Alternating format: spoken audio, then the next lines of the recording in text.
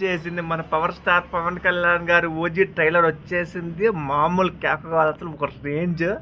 అసలు నిన్న రిలీజ్ ఈవెంట్లో దాంట్లో బిగ్ స్క్రీన్ పైన షో చేశారు. అది వాళ్ళు ఇప్పుడే 9 minutes బ్యాక్ రీచ్ చేశారు. ఆ స్టోరీ లైన్ అసలు కొంచెం ఫ్లాష్ బ్యాక్ ఏదో ఉన్నట్టుంది.